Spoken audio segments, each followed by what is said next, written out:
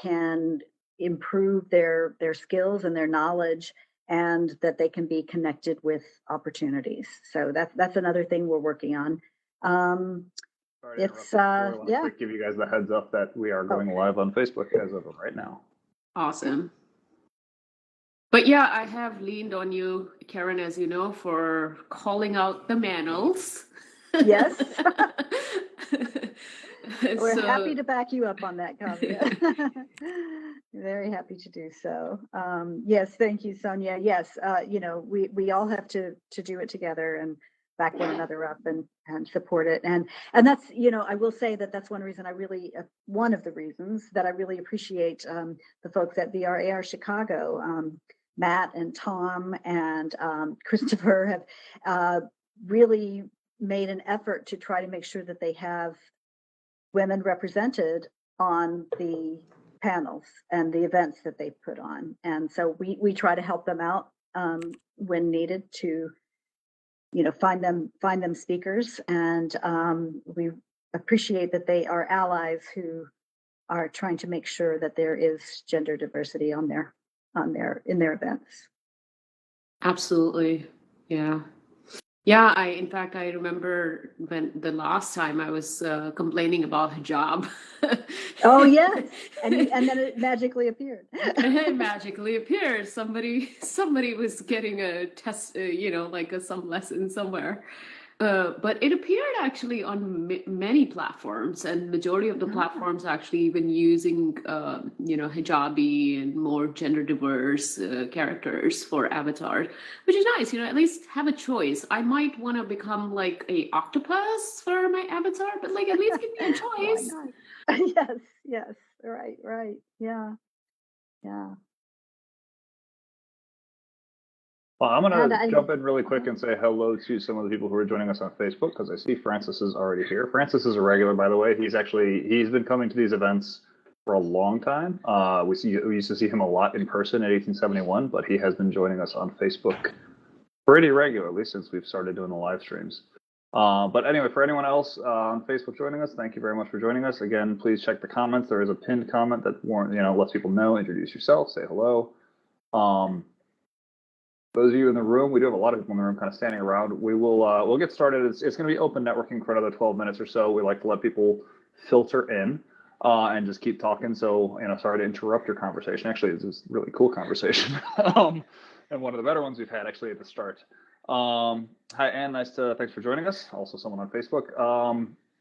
Again, I know some of you haven't been here before. A lot of you haven't been here before.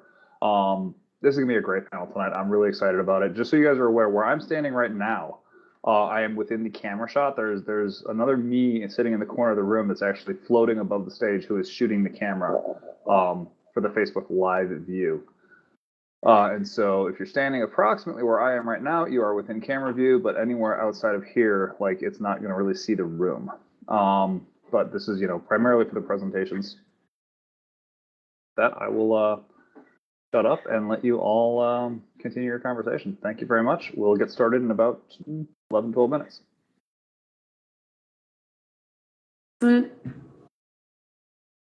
But yeah, do you mean to say the interesting conversation, because, the octopus metaphor about Avatar, it really comes from, you guys know her, Andrea. And we had this incredible discussion about, when we can be whoever we want to be in these virtual worlds, and we can be an octopus, or we can be a chair, or we can be anything, then, we got to ask, what are the privacy requirements for Mr. Octopus? So it was a very interesting, a bit philosophical, but at the same time, privacy security focused discussion at one of the podcasts that I did with her. And it brought up very interesting, angles of looking at privacy. From the technical perspective, I'm just thinking, how do you do the hand tracking for 8 arms? Well, maybe we should consult the Indian or the Asian Indian. I'm talking about, I'm originally from India, so we have those goddesses, right? And I'm pretty sure this is the question that's going to emerge as you can potentially do robotic arms, and, we're talking a little bit fast forward in the future. But I'm pretty sure somebody would want to have like few limbs attached with robotic arms that they could potentially then mirror into a virtual world or whatnot. So yeah, reality is gonna get pretty weird. Hmm. Well, it's not just, Caveat. I don't think it's just that. I think that if you start looking at the fact that people can come in as whatever they want. Am I echoing? Hmm? Yeah, Yes, you are. Kavi, if you're not Yes, talking, you if you are. don't mind Oh yeah, muting sorry yourself, about that. that'll kill the echo. Thank you. Yeah, no, I was just saying that the more and more that we have, the crossing of, I think, that human technology boundary that's bound to happen, you're going to see a lot of strange things coming in. And then, there's the next generation questions, like they're fast and furious about wanting to shove Neuralink out there. I remember the original wetware communities from the 90s, and I'm like, just think about not just the fact that we have this spatial and behavioral and, kinesthetic data, but you're actually going to have, thought data potentially recorded in near time, like we're talking within 18, 24 months. So there's this whole new perspective I think we have to look at kind of all this spatial information and the fact that, they can, anyone who wants to do this, I've done, 4 years worth of studies on counterterrorism and figuring out how we were like stopping ISIS from recruiting in video games. And now what you can see is brands doing the same thing. And it's a dangerous space. Exactly. And Fascinating. yeah, and I think Oz's perspective on this terrorism, and then just sort of like, how it will deep fakes even, and manipulation of people will impact us in so many ways. The one thing that I must say about Oz's perspective, and sometimes, we get experts who do have a lot of technical knowledge, but the perspective is not global. And so having this like sort of vast background, advising so many global entities, we're grateful that there is like, because something that happens in America could impact women in India so differently. Or, like those deep fakes and deep nudes literally could lead to murder in Saudi Arabia. And people would find out that was a deep technology later. But if we don't create this awareness proactively, generations of people could die because of it. Even if it's like an avatar or if it's like a augmented or a holographic video. And we saw that happen back when I was in India, like 2003 and 4, and all these things were coming out. And people's lives were destroyed because of it, because people didn't understand what was really going on. And well, so think really awesome. about the whole deepfake issue that I think I tagged in it the other day, but they're prosecuting this 20-year-old kid for taking pictures of ostensibly teenagers. I mean, they're all underage kids, and they're using CSAM legislation against them. And I think the guy should go to jail for a long time because if the culture is different, and you're taking that kind of a social jump in terms of defaming someone, the ramifications can be utterly horrific. Exactly. Yeah.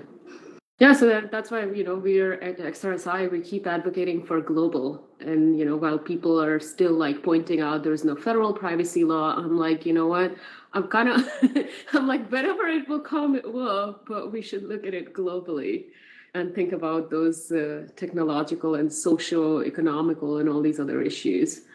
So let's see how we do. There's a lot to do in this year. Exactly. Yeah, that's like having that global approach is so important. I think there's, because the impact is happening now globally. Like the world isn't waiting. The technology isn't waiting for consequences. Like it's not holding back any of the consequences. I don't know if you guys have noticed, but there is a huge wave of potential for child exploitation. Like, like there is this, we never really saw that many regulators pay attention to children's safety so aggressively and so much. And last year, ICO UK did the whole age-appropriate design. Then we saw Australian e-safety commissioner, and now COPA reform is happening in the US. It's like everybody is, and then, Camera Act that we advised on, which is basically essentially the very first law that includes augmented and virtual and, artificial intelligence aspects. And, we want to find out what happens to children's brains by doing the research. But I feel like past few months, I've noticed there has been such an aggressive need and desire to understand what happens to children. And thankfully it's happening, because these technologies, we are adults, we can discern reality from virtual, but children are going to be it is CAMRA, so Children and Media, I think Research Act, Camera. And so this was, we advised Senator Ed Markey from Massachusetts. And when we saw the initial draft first, there was no mention or proposal for AI and XR, virtual and augmented. And this would be the first law which actually calls out what is AR, what is VR. And this basically, it's already on the Senate floor, actually. I don't know, Oz, you know the process, but you're way more familiar with what the process is. But once basically this thing becomes an act, becomes a law, then it will free up about $15 million for 2022 and a lot more in 2023. And then they would put NIH to task to conduct research. And that is so necessary. And we'll see what comes out of it. Yeah, I mean, it's interesting because, the tipping point for a lot of this is the fact that we've got, 8 to 12-year-olds jumping into the space, the fact that privacy laws don't necessarily extend inside of this ecosystem. And there's a huge necessity to not only educate our legislators about this, but to figure out, how we can build better laws and really better frameworks for the operation of companies that are already in this space that have the opportunity to start collecting a little too much data. Yeah, and then there's the whole, Brittany Kaiser had talked about Own Your Data for a long time, and I'm friends with her. And that's great inside of the Web 2 ecosystem. But the Web 3 ecosystem, the framework that we've developed, I think, is a good benchmark to start moving down that path. But it's all these weird conversations that have to happen now, with IEEE and the UCC in terms of standards and making sure that you've got the right regulatory frameworks in place. And then, the education that you've been doing even of folks overseas, the Australian legislators and Congress. That's where it needs to kind of matriculate, I think, in 22 and 23. Yeah, but didn't we collectively identify even a gap that exists? Thankfully, some of these legislators are very savvy. I could say that safely about the e-safety commissioner of Australia. She's an amazing woman. She has background for Microsoft Twitter policy and stuff. But I mean, what about the senator who was wanting to ban Finsta? So it's there is some kind of a education session that we probably need to do for some, legislators. And I think the role that you've taken on, Oz, with the MRC, and I think that would come in handy. This program probably will be a very critical one to educate both ways, the organizations with the framework, but also, the legislators, because currently there is definitely this knowledge gap that exists. No, I'm happy Sorry to interrupt you, Oz. At this point, we are going to actually ask the presenters to come and take your seats on the stage. Cool. I'm going to get the actual program started here. First thing I'm going to do is I'm actually going to add some seating room so that everybody who is not presenting, and actually one of our presenters, because we have a lot of presenters this evening, so one of our presenters will be taking a seat in the audience. I think Tom arranged for that earlier. Karen, thank you for joining me up here. Sonia and lots of people here. If you guys don't mind taking your seats, we're going to get started because it is 6:15. Thank you, everybody, and welcome. There's a couple of things that we usually do to get started here, just to make sure that everybody has control of the room and what they're doing. See if we got, there we go. I got Flora, I've got Stephanie, I've got Karen next to me. I got Sonia, I got Jessica, and I think I saw Oz sitting over in the corner there. We're good. All right, Copy, if you don't mind taking a seat, you'd be good to go. So anyway, welcome. We've got a couple of number of people in the room. We got some people on the Facebook. Welcome everyone. Thank you for coming back if you've been here before. This is actually one of the first things that I usually do when we start these events, just again to make sure that the people who are in the room joining us in Virbela know how to have controls. If you have been if you've been to a VRAR Chicago event before, in the bottom center of your screen in Virbela, you should see a raise hand button. So if you have been to one of these events before, please raise your hand.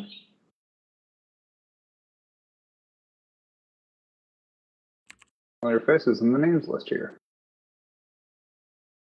Excellent. You guys could click that and put your hands down, please. Those of you who have not been to one of these events before, please raise your hand now.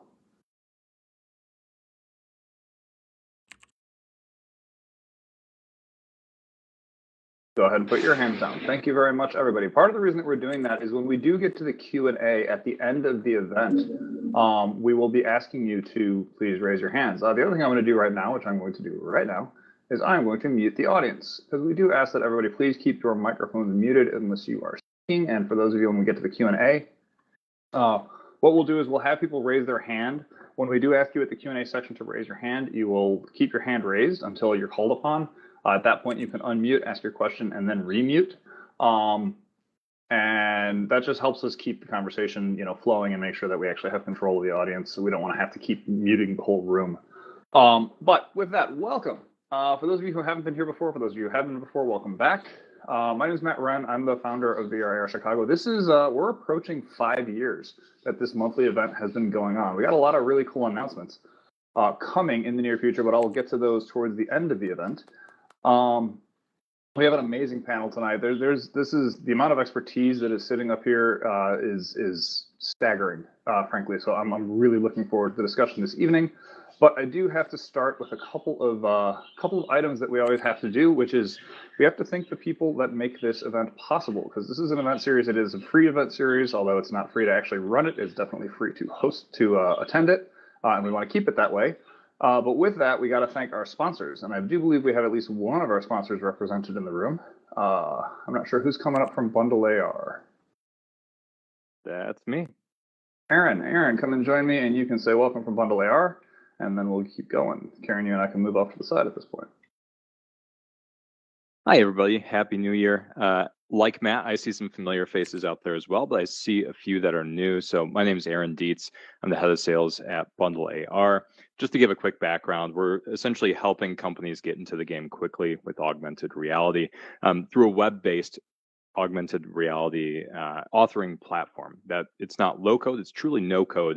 It allows people like myself, non-technical people, to be able to create, deploy, and maintain augmented reality experiences. So thanks everybody for coming. Matt, I wasn't sure if we had the video or not. I do have the video. Should we play it? Roll that beautiful bundle footage. Until now, creating augmented reality was hard. IT departments simply do not have the expertise, so they rely on expensive developers and one-off solutions. Introducing Bundle AR's augmented reality platform. Bundle AR's revolutionary self-serve augmented reality content management system allows anyone, anywhere, to easily create, edit, and deploy augmented reality to Apple and Google devices instantly and on a global scale. Now is the time to add on-demand, accurate, and trusted digital information to your communications through a tool nearly everybody already has, their smartphone. Perfect for just-in-time immersive training, learning, and development programs. Easily place multimedia content like videos or interactive 3D models on real-world items like signage, brochures, or packaging to enhance your audience's understanding of your product, procedures, or story. No special equipment or coding skills necessary. It's augmented reality made easy. Visit bundlear.com now to get started.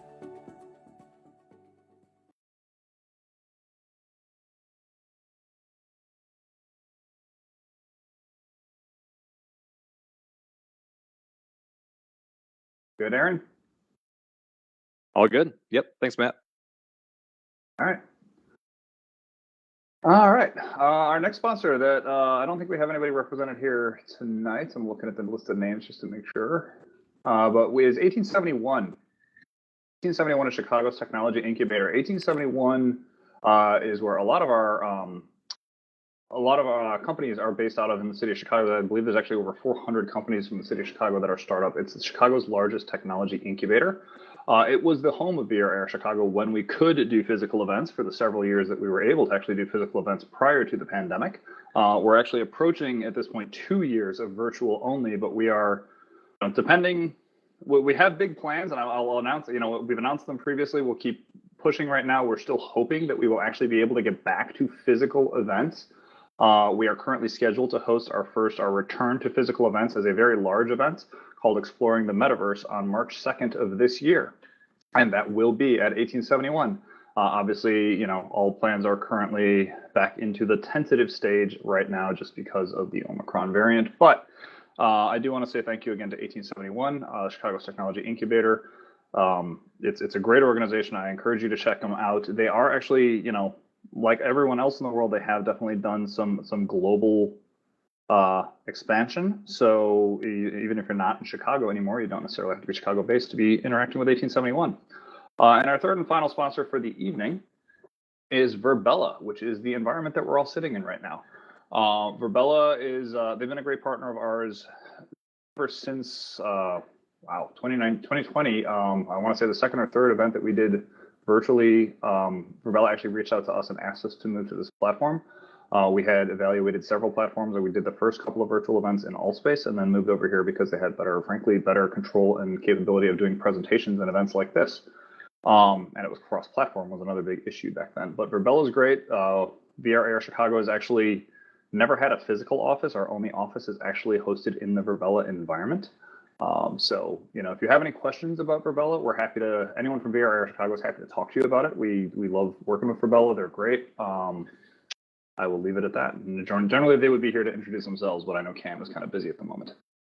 We also want to thank our community partners, as we do every month. I'm going to leave one of these till the last, since one of them is actually providing us with our host for the evening, and I will hand it off to Karen at that point. But the VRML, the IG Independent Game Developers Association of Chicago, and 2112, which is Chicago's creative incubator, are a couple of our partners that constantly spread the word about what we're doing and help let people know that this is an important topic that they should be involved with. And frankly, XR Women is another great partner. And I'm just going to let Karen actually introduce XR Women, since the leader's over there. So Karen, if you want to join me now, at this point, I'm going to, we've done this a couple of times in the past, and we're doing it again, where the topic is so broad and there's so many people who are much more experienced than me in doing it, that we are having a guest host as opposed to just a bunch of guest speakers and panelists. So with that, let me introduce, or I shouldn't say, I'll quickly introduce Karen Alexander, and then I will let her take over and introduce herself and all the other presenters, and she will be leading the conversation this evening. So thank you for joining us, and thank you to XR Women for, sharing the word and allowing, all the collaboration. With that, I'm going to step out of the way. Wonderful. Thank you so much, Matt. And I'm really grateful to you for inviting me here today. I am Karen Alexander. My company is XR Connected. I work on strategy, community building, and education in the XR space. And I am one of the co-founders of XR Women. We started back in the fall of 2020. We are a community that meets every week in the Immersive Learning Research Platform campus, the Immersive Learning Research Network campus of the Virbela platform in our very own XR Women Hall. We'll be back starting 2022 on January 12th, so 1 week from today, at 11:30 a.m. Eastern, 8:30 a.m. Pacific. And we've had more than 50 events over the past year. Our community is made up of at least 400 women from 42 different countries around the world. And we're really proud of our group and really love our community. And some of our community members are here tonight. And we're very glad to be working with our friends at VRAR Chicago, who are allies and help support the cause of making sure that women's voices are represented in the XR space.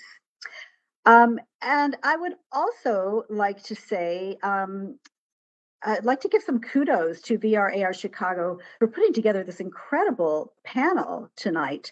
You know, these are people coming from a diverse sectors to address one of the most pressing issues in the XR industry, issues that will have a huge impact on global society as XR continues to grow in adoption. There is exponential growth in the technology, and personal data is being captured in unprecedented ways. This technology can bring people together from around the world, people from different cultures, different ages, and from countries with different laws. Policies and laws are lagging far behind, and it's really difficult to keep up with the knowledge to people to know what's going on. So the people here tonight are doing very important work in research, standards development, and advocacy for safety, security, and social responsibility. It's going to be a great conversation. We're all going to come away from it smarter, or at least better informed. With that, shall we call our panelists up to speak in order? I think we will start with Stephanie Montgomery, who is the Vice President of Research and Best Practices from the XR Association. Stephanie, step on up and introduce yourself. Hi, thank you, Karen. Well, I'm pleased to be here. Thank you all for inviting me. A little bit about me. I just started with XRA in September, and I've spent my life developing standards for the ICT industry, working on 5G and Cat 6A, and working on the very first stages of what a data network is and what it could be, and what's needed to actually bring technologies like VR, AR, and MR and put it into people's hands. The low latency demands, the high speed data, the edge computing, that's absolutely essential to this type of technology. I joined XRA to continue and to really help to bring this technology to life and work with industry to shape paths that this transformative technology will travel.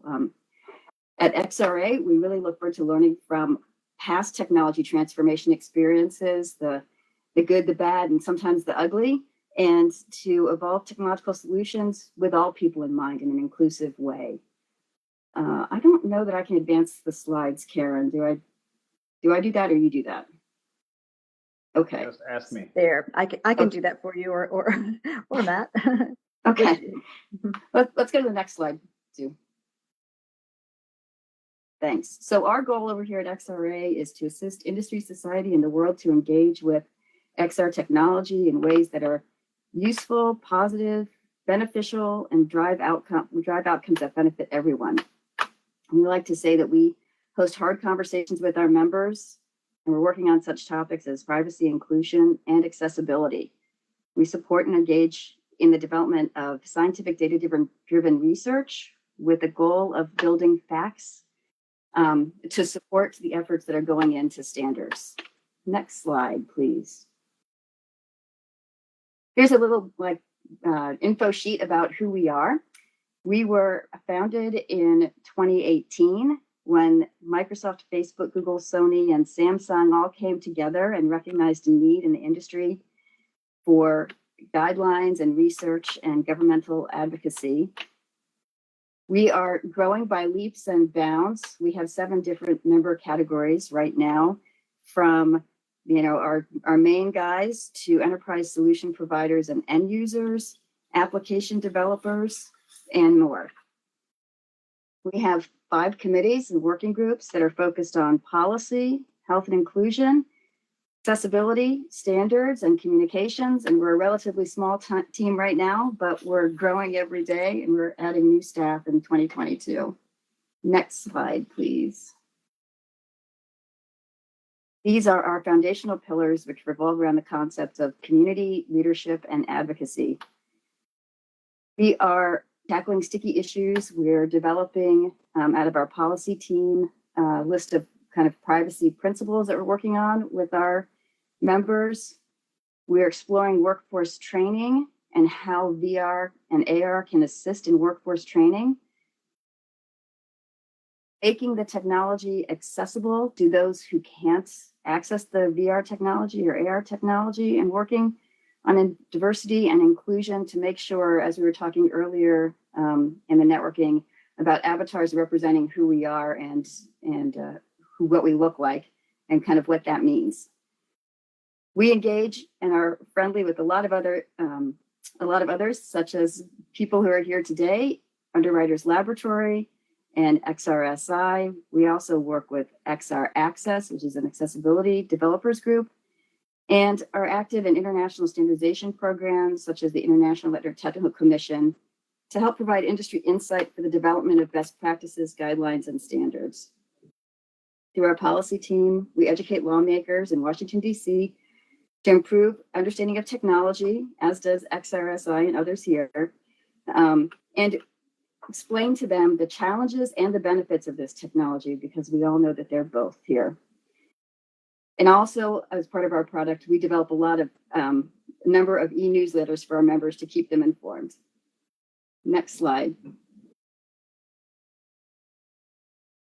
We have a library of free resources that are available on our website that we've developed over the past few years to provide insights and guidance on all kinds of topics, some market research as well. There are 3 developers guides that we've built that address 3 different topics: fundamental design principles, accessibility and inclusive design, and creating safe and inclusive and respectful environments. And our intent of developing these was to assist immersive app developers to consider these factors when they're beginning the development process and not after. We all know that if you build it with these ideas in mind, that it's much more cost effective and will be a much more useful tool for all, rather than going back and retrofitting already written code later and trying to fix something that you forgot to put in. So since we're here today talking about safety and social responsibility, I wanted to take a moment just to focus on that developer's guide chapter on safety and inclusive, respectful experiences, which was written, and to talk a little bit about what was in there. We focused on 3 broad concepts when starting the design process. And the first was around culture and considering the culture you want to build and promote. We hear a lot about cultures today and what's happening in those cultures. So it's important when designing a solution that you want to think about and foster the social norms that you're going for in your design, using both rewards for users and individuals who engage in positive ways, and using like blockers and negative reinforcement for those who aren't behaving in ways that you don't want your culture that you're trying to build in your program to put together. And as part of that, you definitely want to promote transparency and inclusion to communicate the intent and promote tolerance and moderate thoughtfully and transparently, and to set the example for what you're doing. Second area we discussed was considering conduct policies and how they support those cultural norms that you're trying to build as a designer. To be sure to create and conduct policies that address abuse and don't just ignore it. To incorporate dynamic and contextual notifications of possible violations so that you've thought about those things and you have a way to address them. And be sure that when you do that, you give your policy teeth and your plan teeth so that you can enact those and everyone is aware of what could happen. And there are lots of good examples out there for where that takes place. And the third area was to provide cultural guidance and future planning. And to one of the big things there is to make sure that this is not a one and done process, that you need to allocate, as a designer, developer, owner of this product, resources long-term to monitor and adjust things as the applications go or change or things evolve over time in what you've built. To create strong protections and strong reporting measures, and to take a look before you launch to see if there's anything that you might have missed in your design that could be exploited or that you think violators could engage in.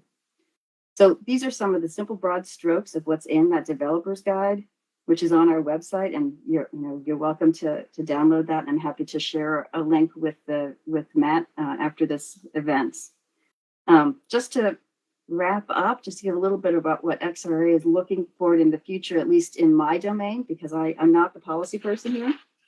And we are looking into the education space. So how VR and AR can help with positive outcomes for equity and inclusion across various educational spaces. And we're also working on building a test bed to assist people with vision challenges who want to engage in VR environments and to use, like the Oculus Quest that we enjoy for various activities.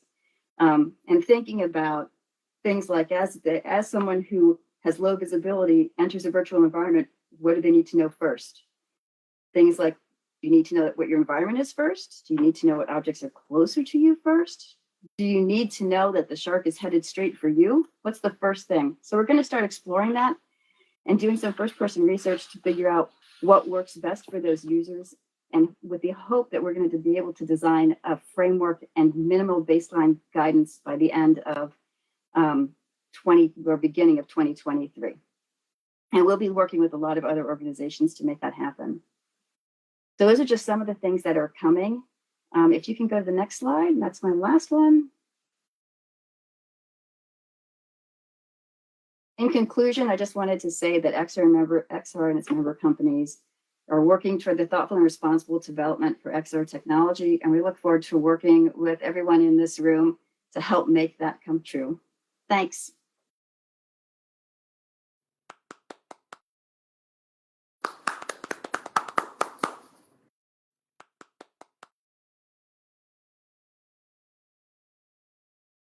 Thank you so much, Stephanie.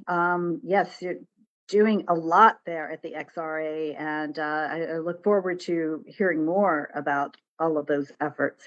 Our next speaker is Sonia Haskins, who is a VR esports editor.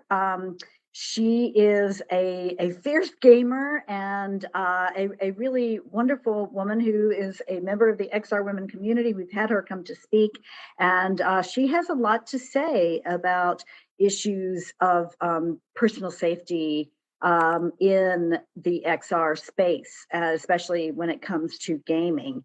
So, Sonia, please take the stage and take the mic. Thanks, Karen.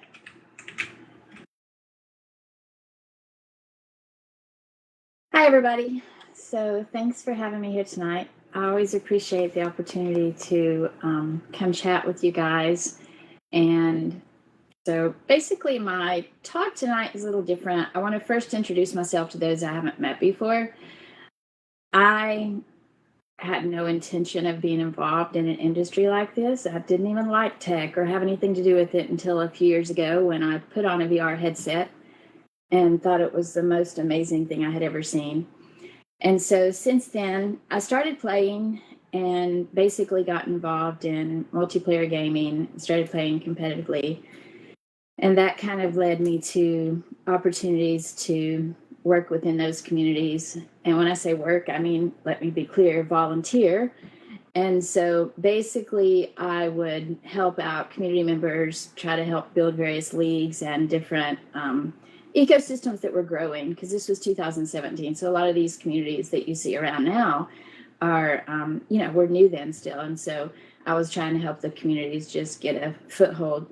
And the way I do that is I make connections and write articles and promote people that are trying to do good things in immersive reality or related to it.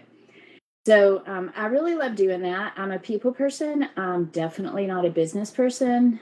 And so my motivations are slightly different than other people and maybe that we encounter in the industry. Sometimes I feel a little bit out of place because I have no desire to make money. I don't have a business. It's just a little different for me. And so basically what I care about is that I can feel like I'm able to go into immersive environments and enjoy those. And I want other people to feel that way as well. It shouldn't matter what your race is, your gender, where you're from, what accent you have. I mean, none of that should matter. And so for me, I really try to do a lot of work that will make sure our environments stay inclusive and diverse. And so I'm a little frustrated lately because I see that becoming more of an issue as we have more people entering VR. It seems like the toxicity has increased and discrimination has increased, prejudice has increased. So all the things that we have in our basically all the things we have in physical reality that we were trying so hard to avoid in immersive environments, we're seeing teleported directly over to our immersive our immersive worlds. And so it's discouraging. I mean, on an average week, I'm probably called a bitch or a cunt or something of that nature, maybe 24 times, for no other reason than the fact that I'm a female and I exist. And so, it's discouraging, and I'm discouraged tonight for that very reason. So let me go on and present some of the information that I had to share with you for those who are here to see some statistics or actual factual information rather than just listening to me stand here and talk. So, Matt, am I able to thank you? So this is a survey I did last spring, and basically this survey was done mostly with people who enjoy social VR or multiplayer VR gaming. And with this particular survey, 64% were male, 31% were female. And then you can see too, and basically about almost 5% there did not indicate. So my guess is a lot of those that didn't indicate were probably females who didn't want to say. We do have a close to 50% usage of female, but the issue is a lot of them keep themselves muted or won't say that they're female because they're afraid of exactly what I was just talking about. The second you speak, someone starts humping your face, sticking something up your crotch, or calling you obscene names. It's a problem. I mean, we need to start talking about it. It's a fact. So there's no beating around the bush anymore. And it's really incredibly frustrating. So one of the questions was, what are some desirable social tools that you would like to see in VR? In-game report tools. If you're here listening to this and you're a developer, you absolutely, one of the first things you need to focus on is making sure your game has in-game report tools. The Quest, for example, actually you can go to the home, and you can pop out of a game instantly, go to home. It's a 2-button process. You press it and you can make a report. That's great, but games also need in-game report tools. Many people actually, 61%, over 61% would like to go to areas where only their friends are located. Now, a lot of people prefer that. I actually don't prefer that personally because I'm a people person. I like meeting new people. I enjoy going to public social areas and just chatting with others. But that's something that other people have largely requested in different social games, and so it's important for developers to know that. Adventure activities for specific groups of people. So you have, what that means is like an Echo VR or VR Chat or Population One, whatever, all these different games and social experiences that you should be able to invite your friends and specific groups of people to go to specific areas so you can hang out without other people being in that area, like a public area. So that's another desirable social tool I saw people wanted. Okay, next, Matt. This one was interesting. Now, remember, I did this last spring, and so I thought the responses were kind of fascinating considering the fact that we were in the middle of the pandemic. Most of my social interaction takes place in multiplayer VR environments. That was pretty high. I mean, 45% basically, and that's most of their social interaction. Half of my social interaction takes place in multiplayer VR environments. That's, again, that was a pretty high number. And then 19% said only a small percentage of their social interaction. And then I threw this question in as well. I don't consider the time I spend in multiplayer and VR to be social interaction, which I thought was fascinating. Only 4% said that was true. So that was actually the fascinating part of that, because most people would actually say that it is. So that means 96% do say that it is real social interaction, which I'm sure most people in here would agree that it is. And so I just thought that was an interesting statistic to throw in. Can you go to the next one, Matt? Because that's what I really wanted to talk about. So this is what really the focus of my talk is. 86% of users have experienced harassment in VR. And I saw Karen make a comment a minute ago. Yes, I'm not alone. It's absolutely true. Most people do experience harassment. I want to make an important point to everybody here. When a male experiences harassment in VR, it typically lasts for about 60 to 90 seconds. Okay, so that's a minute, a little over a minute.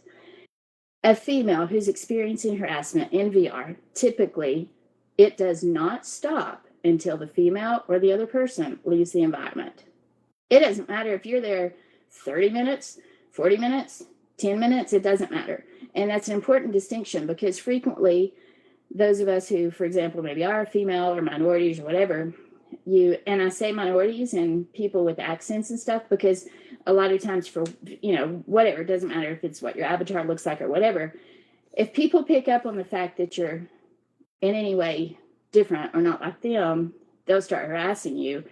And so for some of those groups, especially females or kids, for example, people won't stop their harassment until the person leaves the environment, which is basically like, that's a form of discrimination and prejudice that it's intolerable.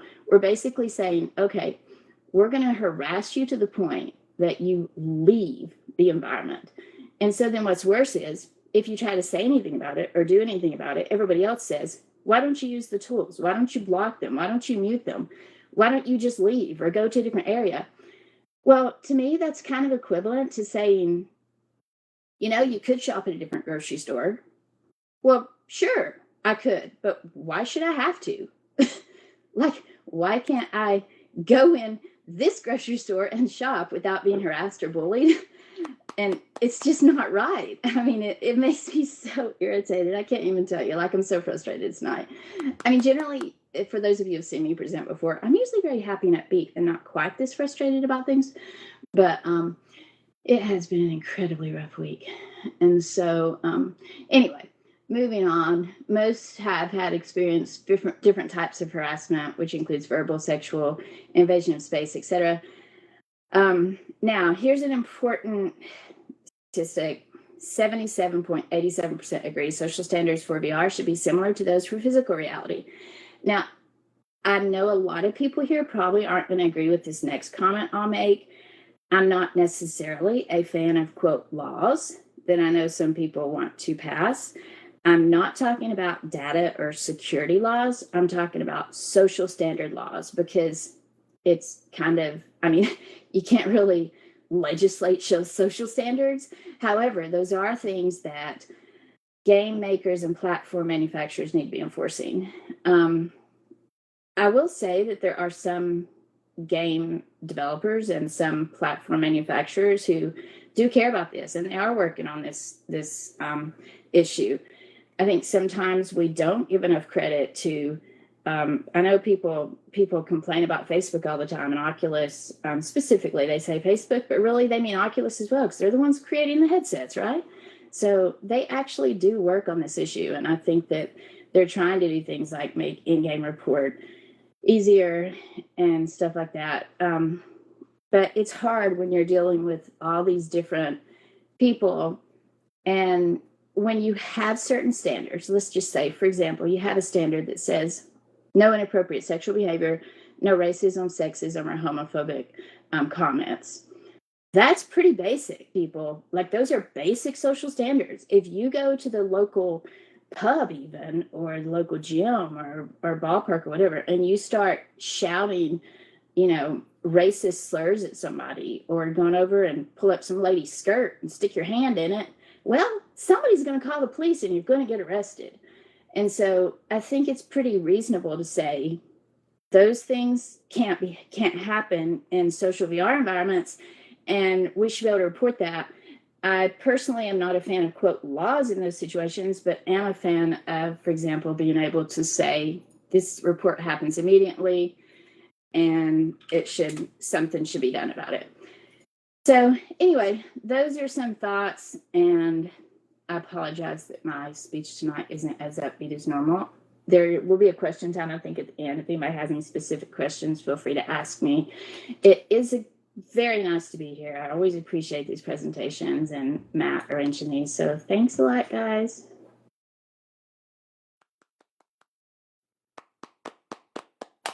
Thank you. Thank you so much, Sonia. We really appreciate you. And wow, thank you for drawing attention to these very important issues. And sorry that you are feeling the brunt of this sort of harassment. You are absolutely right. It needs to stop. So I am very happy that we also have here tonight someone from the XR Safety Initiative, a very important advocacy group working on policy on the global level.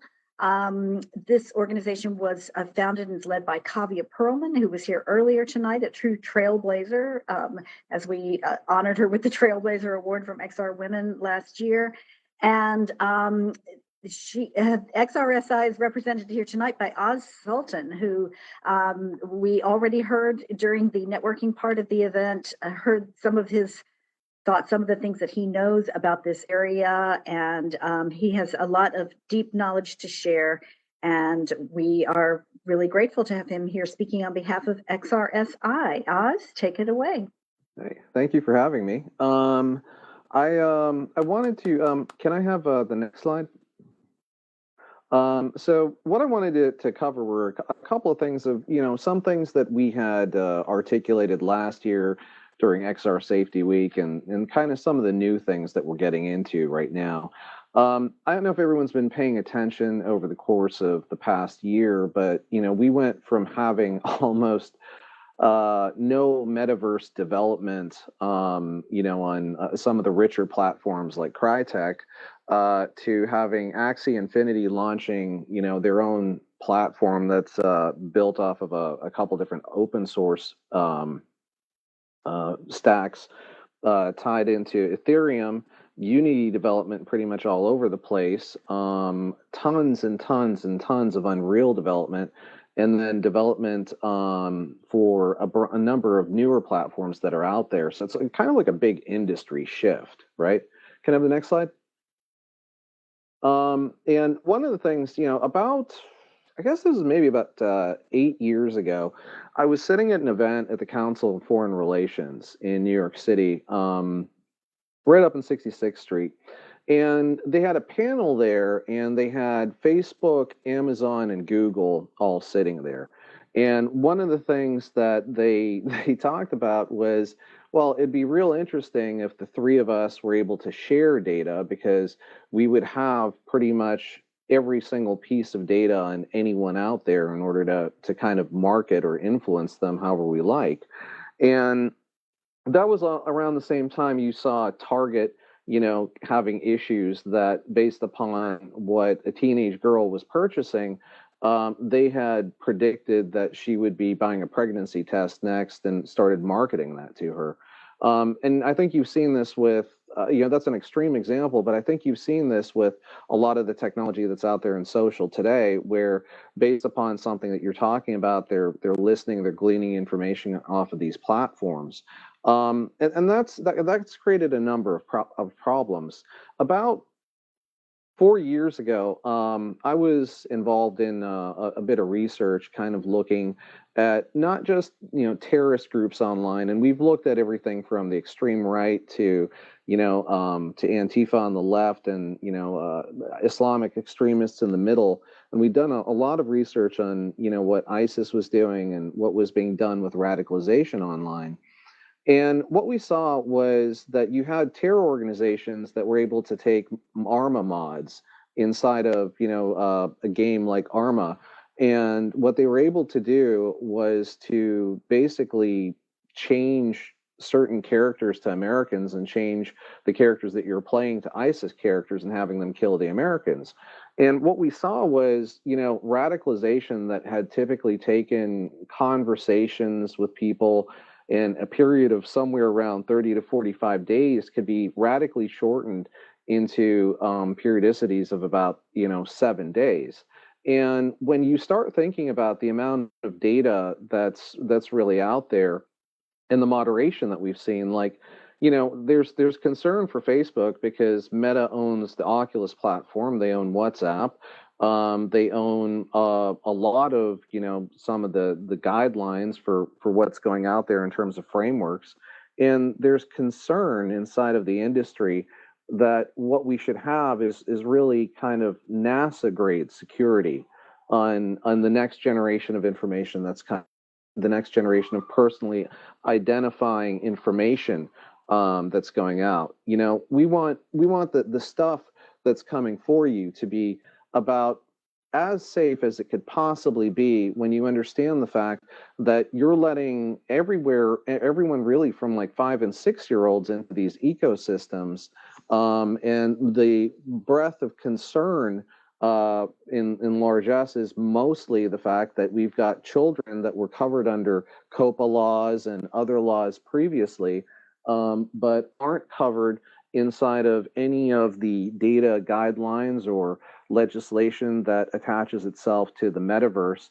And really what we're starting to build and develop with all of these burgeoning Web3 technologies. Can I have the next slide? And so if you consider, where we are inside of the data ecosystem of the metaverse, what you have is layers of information, and they're large layers of information that go from kind of your presentation layer all the way back to collection data layers that you have on the back end of each one of these ecosystems.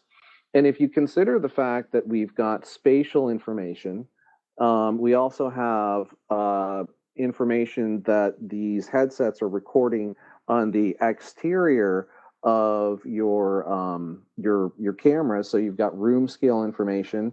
When I was working with Xbox on the Kinect platform about a decade ago, we had people that were complaining about infrared cameras, and we had to make modifications when they were gleaning like who was actually in a room based upon the infrared information. And now what you have is you have layers of all of this information that are collected together inside of one ecosystem that effectively would allow someone to really kind of not just impact who you are, but honestly, if you're talking about someone who's young enough, influence them to who they can become. The utilization cases here are magnificent. We've got everything from helping people, through therapy on the one end to indoctrination on the opposite end of the spectrum, and everything in between. And that's what we're getting from these data ecosystems that are being created. So when we think about security and we think about safety and we think about privacy, one has to be the fact that you need independent organizations really kind of setting the tone for this and also working with legislators. Two is it goes back to that Council on Foreign Relations conversation that I was at, about a decade ago. And when we see large tech companies starting to set guidelines, we really have to kind of think, are those guidelines what are going to be best practice for the children of tomorrow? Don't just think right now, think 2 generations out. I mean, in my household, I've got an 8-year-old, and she's starting to use, the headsets and the ecosystems and playing with BOGO and some very simple apps that are, the equivalent of what we had with Connect Animals, which was called Connectimals a decade ago. But you're having a lot of youth into this ecosystem, and there's a necessity to not just police it as parents, but to also make sure that, one, we've got serious sort of mentorship and really moderation. And if you consider what the large tech companies have done to date, they've been absolutely atrocious in terms of handling this on social channels. The general attitude is to censor something if they don't understand it, but at the same point in time, to go after bullying, but allow, in many cases, derogatory slurs and terminology to exist on platform. And when you start thinking about these ecosystems and the fact that we've got virtual reality harassment, and you have racism, sexism, homophobia, all these other things that we want to challenge, there's ways by which frameworks have to be created to allow for moderation on the one side, but the better control of data in the middle, and then really the protection of you and your personal information longer term. May I have the next slide? And so kind of consider, the convergence of the different areas of information and informatics that we have coming together here, right? You're looking at your presence, and how that exists inside of either a 2D or 3D environment, because what we're going to find with NFTs and blockchain-based metaverse ecosystems is that people might start jumping in between AR to VR environments with a character that has portability simply because it's attached to this blockchain concept that we didn't have inside of the gaming ecosystem up until now. We're really looking at the opportunity to break the holy grail, which is, can you take a character and can you move it in between one gaming ecosystem to another ecosystem? And we're going to see that this decade. In fact, I'm advising 2 companies that are trying to move towards that, or even looking at things as single sign-on in the metaverse. And those are some of the bigger Web 3.0 technologies we have to consider inside of this. But there's telemetry, the room scale stuff I was talking about. There's the pattern life analyses that they're doing inside of these things. And just kind of think about it. If they're able to analyze you as a human being in terms of what you're doing on a daily basis, and they're able to do predictions on this, and if read Dr. Joe Dispenza and some of the stuff that he talks about with just breaking kind of the habit of you, but you do stuff on a pattern basis over a course of time. And if they're able to run telemetry on this and pull biometric data and figure out kinesthetically how to influence you, well, there's some real dangers that are there. And, previously we saw these dangers coming from terrorists and child predators and, nefarious underbellies of the dark web, hackers and the like. And today, you have the risk of brands leveraging data in sort of very similar models to make people either like what they have or dislike what someone else has. And those are some of the use cases we need to be thinking about as we start building the securitization of the metaverse moving forward. Next slide. So, a lot of this becomes a shared responsibility. In many cases, people talk about the platforms, and look, Facebook tried to do this inside of the ecosystem that's currently social media. And what we've seen is, story after story that makes journalistic headlines where they talk about overworked people not knowing what to do, in some of these cases, having to deal with some real graphic stuff that's out there. Serious racism, serious sexism, serious death threats, anti-faith initiatives that are out there. Just really, really scary stuff.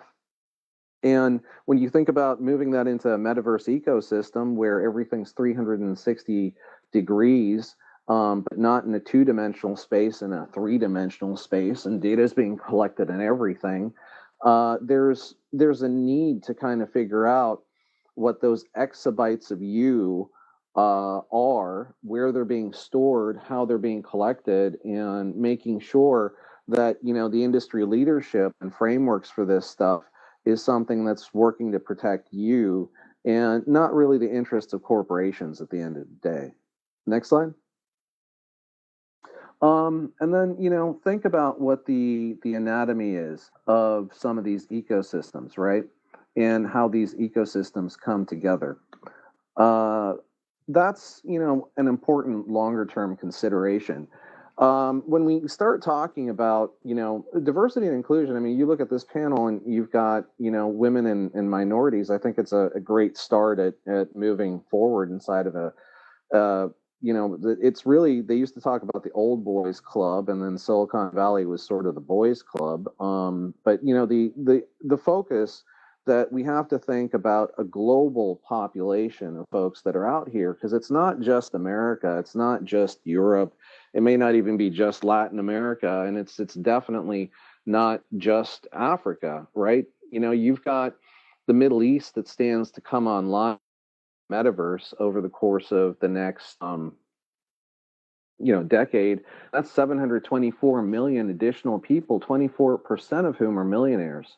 So you think about the NFT craze and you figure out where the metaverse could be going, and the fact that within the next decade we might be seeing the first, trillion-dollar breakout in terms of startup companies out there, simply because of what is actually capable of being done inside of a metaverse ecosystem, especially if we start thinking now jumping trans metaverse and cross platform, and that's just starting to begin. Accessibility and the digital divide is kind of a huge issue that we should be thinking about. There was an interesting tweet that I bookmarked, and I was meaning to retweet the other day, and it's by a guy named it's Philip O'Keefe, and it was sent out from Thomas Oxley's Twitter handle, which is at TomOXL. But it's hashtag Hello World BCI. And what we're talking about is a guy who was paralyzed, who they installed a brain computer interface in, who now can shop and, go on the internet and now ostensibly tweet. And the next generation of what you're looking at with this is, because the eyes work, is the fact that those types of interfaces are coming. And so where that may be the cusp of accessibility on the forefront of the future, the back end of this is still looking almost 22 years in the past, and thinking about the digital divide. In 2021, I was running e-commerce in 2001, forgive me. I was running e-commerce for Trans World Entertainment, which was then, one of the biggest, they were the biggest music company in the United States. They were given the opportunity with Steve Jobs to put the FYE Music Store inside of the Apple platform, and they decided not to do it. And we all saw what happened over the course of the past 20 years in the unwinding of that industry. But that's a thing to think about, because that still goes back to accessibility and the point that, there's still a third of America that buys CDs, okay, because they don't have accessibility to high speed bandwidth. And when we think about the fact that the metaverse technology and a lot of what we have is going to go global in very big ways, that's a consideration. Identity protection's big, privacy and your anonymity is huge. And then, the bigger things are where we're going with safety and security, and the fact we have to have international standards for what we're building now and what we're building future forward. May I have the next slide? So that's where we have the XRSI privacy and safety framework. I strongly advise everyone who's here, take a look at the website, take a look at what we have online. If you'd like to get involved, please take a look at the Twitter handle Meta Oversight, which is Metaverse Oversight. Take a look at the XRSI Twitter handle. Get in touch with us. May I have the next slide? Last month, we had a big focus in terms of just understanding the context of this data and a couple of working groups.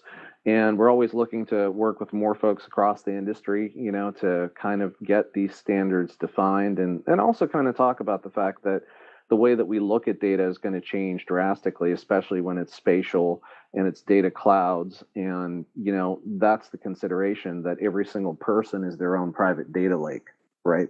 Instead of being your own private Idaho, you're that. And then may I have the next slide? That's your last slide. Okay, that's the last slide. That's basically it. I'd like you to consider that the tour into the 2020s is going to be a radically different one, and that we've got considerations of safety that we really need to think about, the standards that we have to build, and legislators we have to educate. But the long and the short of this is that if we can work with industry, we can do this well together, and that we can build for a future that's not just safer for the next couple generations of children, but it's really safer longer term as this becomes the future.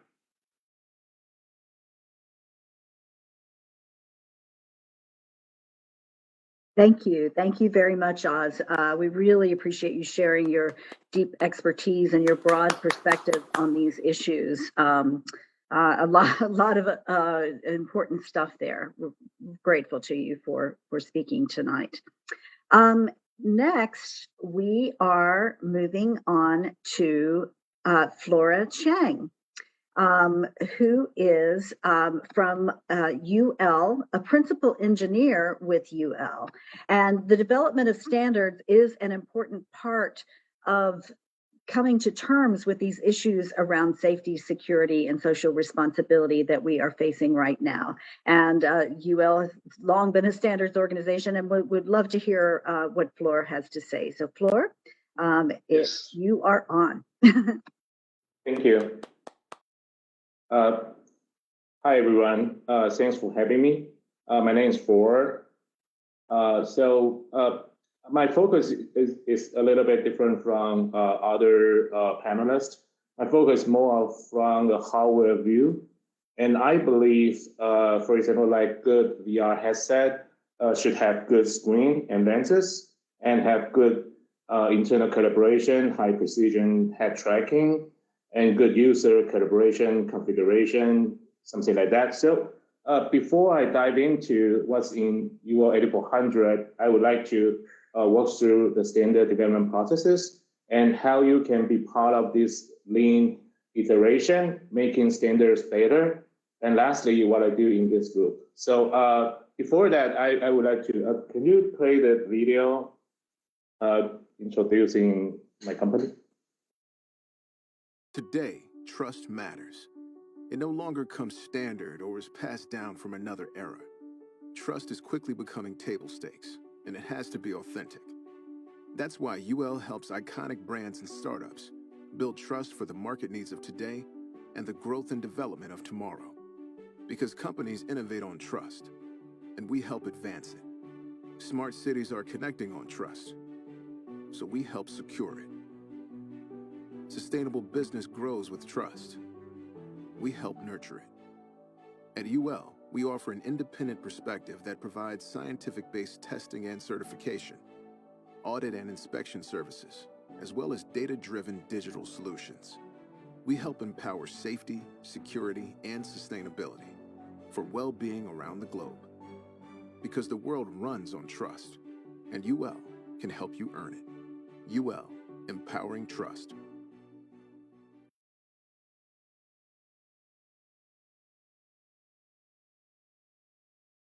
Thank you. So I would like to start with the standard development processes, and again, how you can be part of this and making standards better. So the first step for us is to identify, and we would do the needs assessment if there is a need for such a standard, and one to prepare a draft for circulation. In the meantime, a committee is formed through what we call the call for expert. And the third step is consensus. And the committee will review and comment on the draft. A series of meetings will be arranged. And the chairperson to determine if there is enough support to move to the next stage. And then we go to the ballot stage. Each member is requested to cast a vote to the draft. Every member has a vote, no matter the size of their company or their representation. Everyone has one vote to the standard. And if successful, we will publish the standard. And in UL 8400, we are aiming for binational standard, meaning it will be approved by, in United States, there will be ANSI, American National Standard Institute, and SCC from Canada. That will be Council of Canada, Standard Council of Canada. So next slide, please. When we have standard, UL is one of the testing organization, and we test product to certain standard. And for UL, we help develop and maintain more than 1,600 standard, defining safety, security, quality, and sustainability. And we certify the product. Next, please. Okay. So we test the product to standards and certify them if we find them compliance.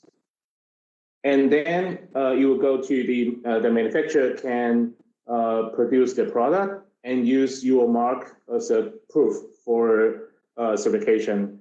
And we also work with, in UO, we have a department, what we call market surveillance. Anyone can report concern to UO's market surveillance, and UO will investigate product incident reports and survey products on the market regularly. Next. So you will also receive various audits from regulators. So it doesn't mean that we can do anything on our own. We are highly regulated, and we are frequently getting audited by different local and international auditors. Next, please. Okay. So what I was trying to say this is that anyone of you, anyone can represent their interest. You can be producer, you can be like association, you can be consumer. Anyone can represent consumer and participate these standard development processes. So even for government, they can participate this standard development committee. So we have this feedback loop to make sure that, okay, if the standard have some deficiency, we have tool to improve them. Or if there is a lack of standard in certain emerging or innovative technology, we can still develop a standard as well. So next, please. So myself, as a principal engineer, one of my role and responsibility is to interface with internal and external stakeholders. For example, if something go wrong in the market, and we will help investigate the report, the product, and we will determine if the standard need to be changed to address that new concern, or it's just a corner case. Okay, so that's pretty much the standard development processes. Next, please. Okay, so for UO 8400 is still under development. The consensus yet to be reached. So content may be subject to change. 8400 has different set of requirements with respect to the amount of optical occlusion, right? We have 3 classes. We have optical see-through, we have non-see-through, and video see-through. The optical see-through is totally transparent, and non-see-through VST and NST is fully opaque. Okay, next, please. Okay, so no matter they are OST or NST or VST, they share the same feature, so we call it general requirements. The requirement apply to all 3 classes. For example, the headset, if we talk about the head-mounted headset, they are body-worn, and it could have skin contact. You will have skin contact, right? So you also could put some neck strain or pull muscle to your neck. So that's something we would like to address. And third, when you talk about NED, NED is the near eye display. You put your screen very close to your eye, and you have multiple, probably addictive radiating sources impinging on eyes and skin. That's something we would consider. And the next would be the VAC. Again, that's the near eye display with fixed depth cube. So the VAC is vergence accommodation conflict, and that could lead to decoupling of vergence and accommodation. Okay, so next, please.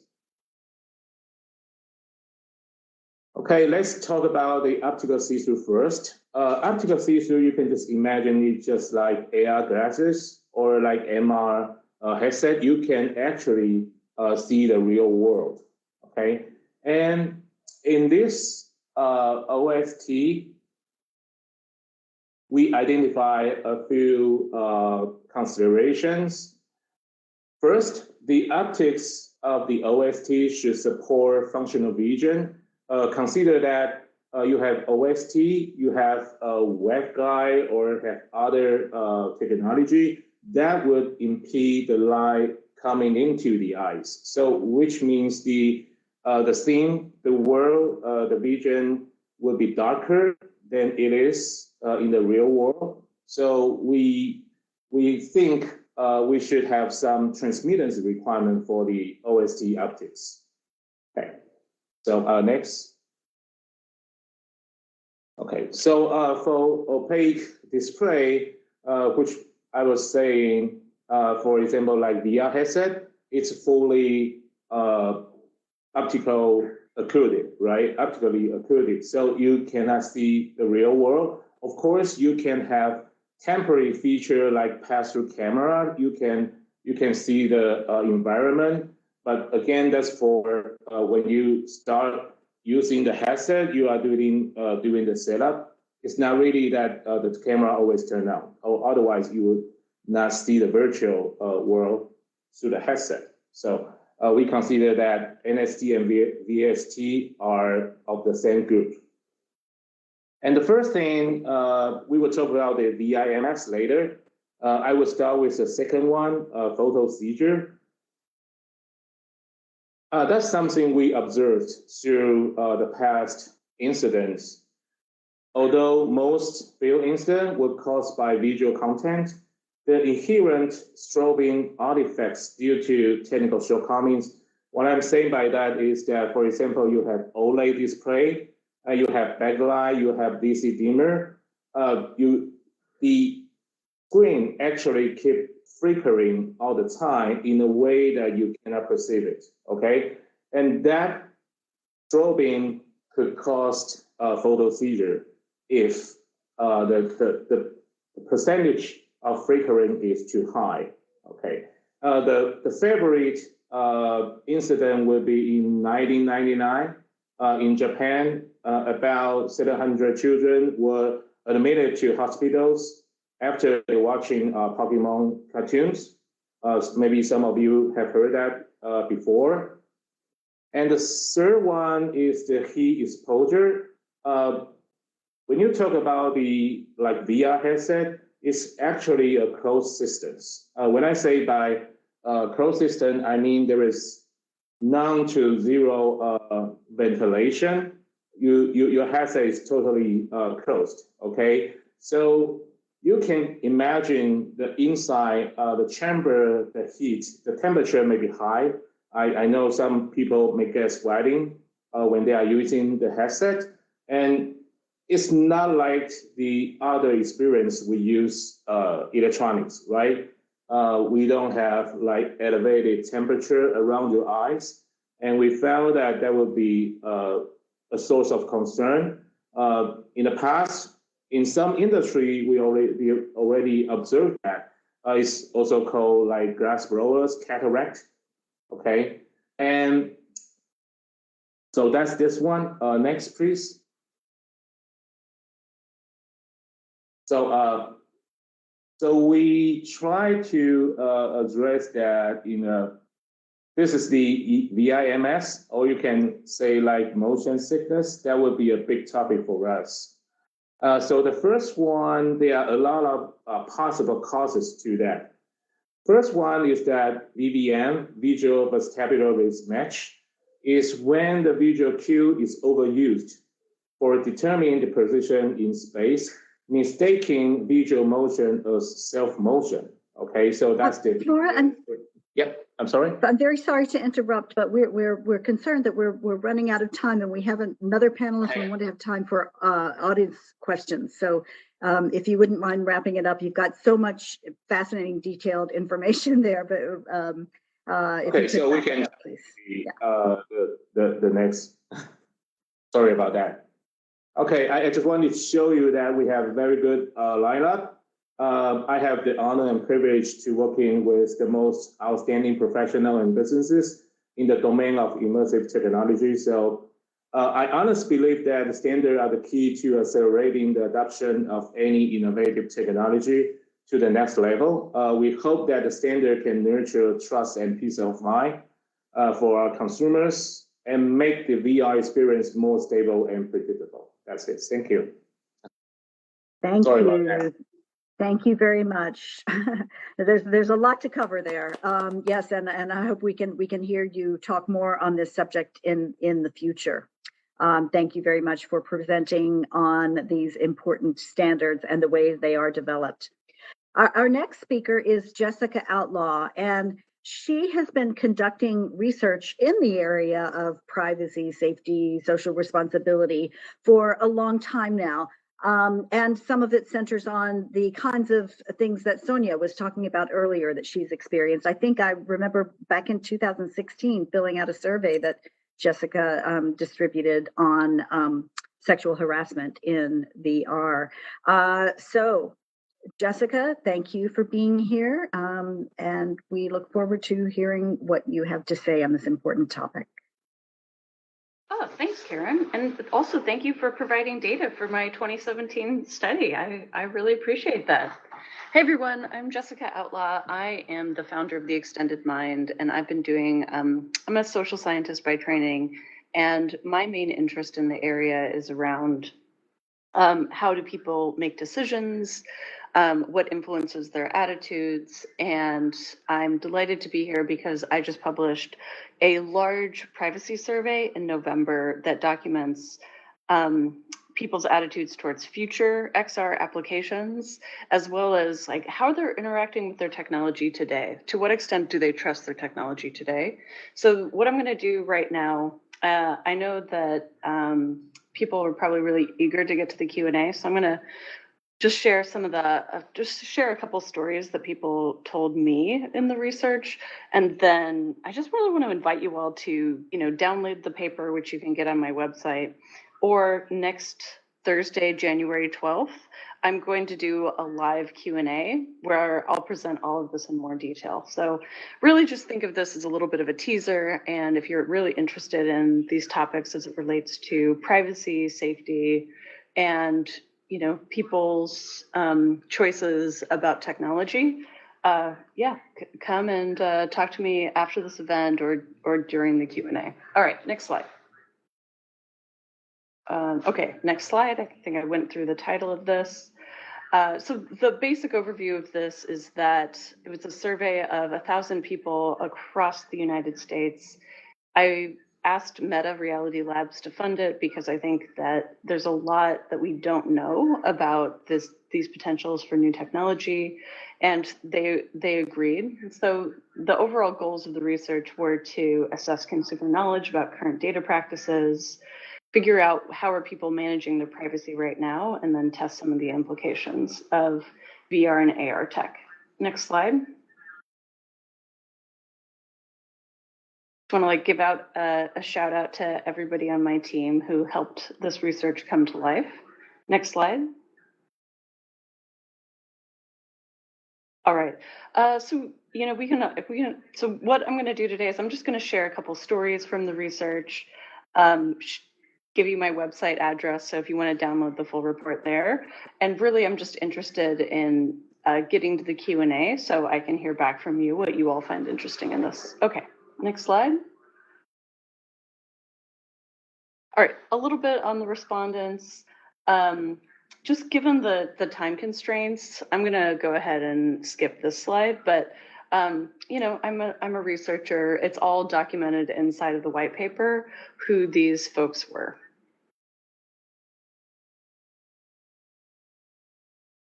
So I think we can move on to the next slide. Trying to get to some of the really, really juicy stuff that I wanted to share with you all. Because at a high level, this is people talking about existing technology that they have in their homes today, or that they own, or that their employers give them.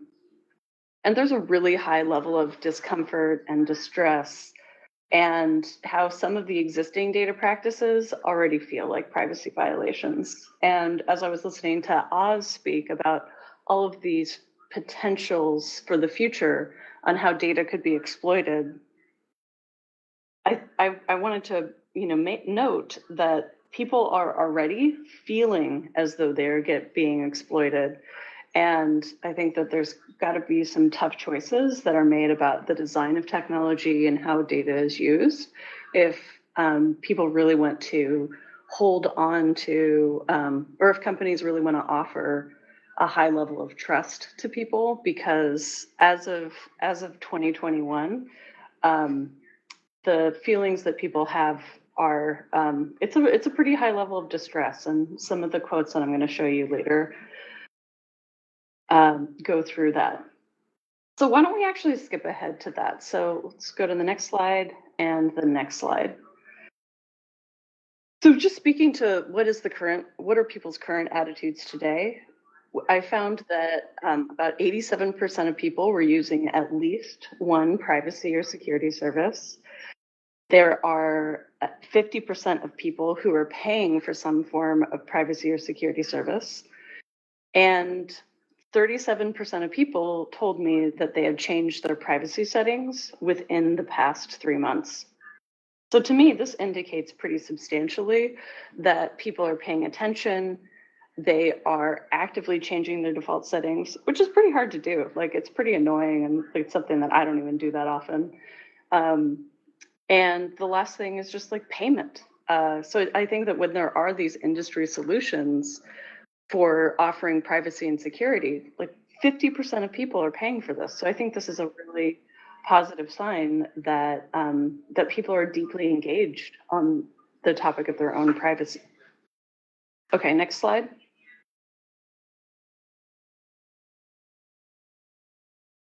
Another thing that I did is I asked people who had changed their privacy settings whether or not they had, like, what was their motivation to do that. Hang on, I'm getting a message from Matthew. He wants me to move a little to the right. Matthew, you didn't say my right or your right? Always stage right. Okay. Go right. All right. Well, I'll let you all read the quotes up on the board while I am walking to stage right. You're good there. Thank you. Yeah, you got it.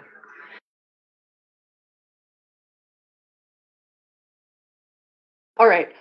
So these are the responses that people gave, and these are pretty typical responses. So 37% of people, so this was around 370 people out of the 1,000 respondents, and a lot of the responses were pretty typical. There's just a real lack of trust. People are saying, I've turned off my location services. And there's a real range. Location services were pretty unpopular in these responses, and I think that's noteworthy because VR and AR devices require location data to work for the most part. All right, let's move on. Another finding is that the default settings were considered not sufficiently private. So there were quotes here about how people have a distrust of the existing default settings and a distrust of updates that come. So for example, it will reduce, or here, I was uncomfortable with how much of my privacy they wanted to invade. I felt like my data was unsafe under the settings that they were under. Like, these are pretty strong statements. And again, I would just remind you, like, this is what we're talking about with like the 2D, the web technology. And let's just say that like half of the predictions that or potential like negative forecasts that Oz told us about earlier in today's presentation came to pass. I think that it creates it's going to create challenges for the adoption of XR in the future if people don't have a good sense of what data is being collected, how their data is being used, and more. So with that, I think let's just skip ahead to my last slide, because I think this was the main thing that I wanted to share with you all. is if you do want to see more about actually go back, it's the website. Yeah, so if you all do want to read more, you're welcome to download the report for free on my website. And there's also a link on that same website if you would like to come to the longer presentation I'm going to give on January 12th, because really this is just scratching the surface of this research. Great. Thank you, Jessica. Yeah, my pleasure. Yes, and yeah, I can't wait to dig into further into this research. Wow, what an amazing group of presentations here today. Really, so much to consider, and again, as I said at the beginning, coming from a range of different perspectives. But they all intersect, they all matter, and these are all topics that we need to be not just thinking about, but acting on right now. You know, I was really struck by one of Jessica's conclusions that existing data practices already feel like like privacy violations. And yeah, I would agree with that myself. But now is the time for the audience to engage in question and answer with our panelists. Panelists, would you all mind standing up and coming to the center of the stage here, please, while we ask these questions? Come on up. Great. And so let's start with folks in the room. In the virtual room here in the Virbela platform.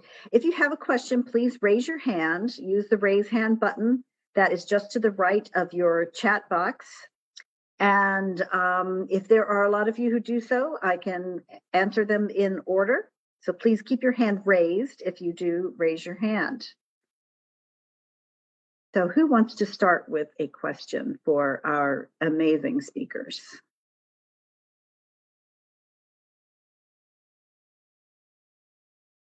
Nobody's jumping at the chance. Matt, is there anyone coming from the Facebook community who has a question for the speakers? I see. Actually, there we do have someone with their hand up. It's Christina. Christina, please unmute yourself and feel free to ask your question. Hi, everyone. Great panel today. I have a question for everyone on the panel. VR is so closely related with these new emerging markets. What are your thoughts around incorporation of blockchain?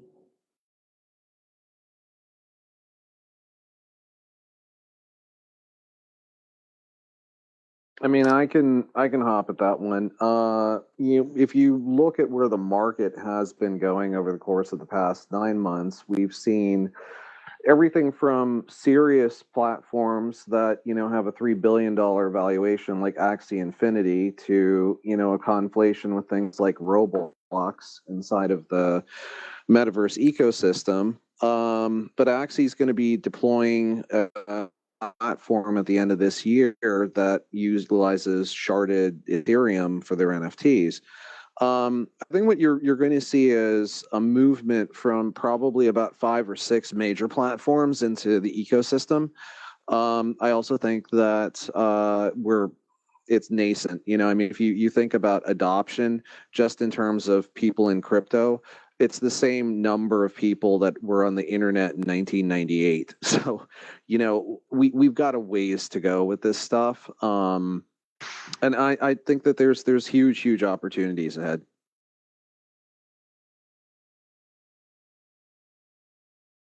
Yeah, I don't have anything to add. Thank you, Oz. Yeah, I agree. I think that's very true, and Oz, you said it very well. I know there is a big driver, and one of the many concepts is how we can take things from universes to universe, as Oz alluded to in his presentation, like taking something you bought in the Roblox universe and taking it over into maybe Meta's Horizons facility, right? And how that would happen, even if we want that to happen. Those are all the conversations that are happening right now and are being explored right now. So thanks, Oz. Thanks, guys.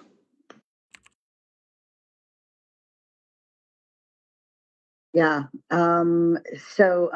Sonia, do you have anything you want to say about blockchain technology and how it will intersect with XR? Laura, do you have anything to add to that?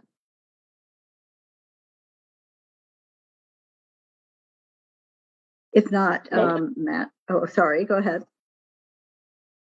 I just say I don't have anything. Okay. Matt, any questions coming from the Facebook community? I don't have a question from the Facebook community right now, but I do have one, just a little bit from, I'm loving the panel here, and the one thing I'm actually noticing, which I didn't really think about up front, is that we don't have developers on this panel. We don't have a whole lot of actual developers on this panel. So I'm gonna, I do have actually a Facebook that just came in from a question that came in from Facebook. But first, you could toss that one at me. We have an entire metaverse development group. I'm gonna throw the developer perspective out here, and this is, as somebody who develops a lot, and obviously we're very conscious as we develop of the issues around data privacy and all of the requirements there. There is always the trade-off. There's the fact that like some of the things that you want to work really well in virtual environments require things like eye tracking, or require things like motion tracking, or the good sensing of the being able to do predictive analytics about how you're going to move. So I guess as we're considering obviously the requirements for safety and security and privacy and how this data is going to be protected, where I guess do you really how do you draw the line? How do you make it so that you can have enough data being exchanged that the experiences are really good, but at the same time, protect obviously people's privacy? And the one I would definitely want to throw out, I kind of want to hear Sonia's perspective on this. Of there's the trade-off of people having the ability to be free to interact and be who they are in a virtual environment, but at the same time, obviously, don't want to have them doing okay. Well, there's a very distinct line between I'm free to express myself versus I'm harassing somebody else. But as a developer and as a technologist, how do you really draw how do you see that those I'm lines sorry should to be interrupt, drawn? but I actually don't feel like that's a fair comparison to talk about harassment and those types of trade-offs, because there are like really fantastic like technological innovations already available as it relates to local computing, edge computing, and ways to keep data on the device. I think it's still an open question to what extent people will understand the ways that edge computing and differential privacy compute like do that. But I just just having done a bunch of like social VR and like content safety work in the past, I felt like that was an unfair comparison. I'd like to echo Jessica. I think you answered the question yourself. It comes down to pattern life analysis, okay? And if you're thinking about it from the fact, like, look, I've worked on this stuff for 25 years, through from 2D into 3D into infrared, now into VR and motion capture and everything else. And I've got multiple headsets. The issue is the amount of pattern life analysis that you're doing around these things. And if your brand or your platform is utilizing that pattern life analysis to influence people, especially if that comes to advertising or product placement or influencing in a matter that like touches kinesthetics or emotions, because none of that's really kind of a regulated or even understood fully area. But we're understanding what we're diving into. We're diving into your skull and we're playing with your emotions, and we have the ability to do a lot of those things. And as creators, if we are not cognizant of this and take that construct of pattern life analysis and at least use some benchmarks to be like, is this evil? Go back to Google's original, do no evil thesis, which was erased by Alphabet. That's kind of the modus operandi that needs to be starting with this. And that's why, the data privacy issues are a huge concern.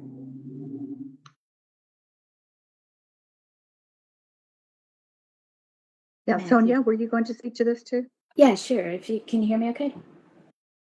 Yes, we can. Yeah, I was just going to say, I mean, I think Jessica and I are probably going to be on the same page a lot with this, but just based on what I've heard her say. But basically, so I'm a fan of things like eye tracking and hand tracking, and I think it's all great. I think it's fantastic because there's so many things we can use those things for. And, you know, I know people who wouldn't be able to experience life without VR. Sick people or people who are bedbound or someone, I mean, over the past year, pretty much all of us stuck at home. And so there are a lot of situations where I actually think these things are great, and the innovations we're making with the tech are absolutely fantastic. And at some point, we have to recognize that, you know, it is a good thing. Definitely with safety and security and stuff, we have to be careful. But I just want to make a distinction here. First of all, like when it comes to some things, privacy and stuff like that, there is a distinction between that and harassment. So if someone has tools like, say, eye tracking or hand tracking stuff, tactics, haptics and stuff, then you have the ability to use those things for good.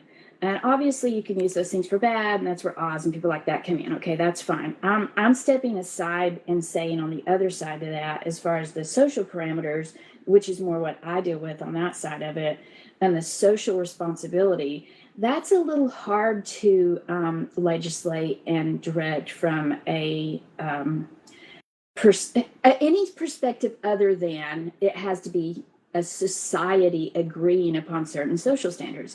So we have two very different things happening here. One is you need laws and legislation, and people need to understand what's going on with the tech. And the other one is we need to understand what's happening with our humanity, societies.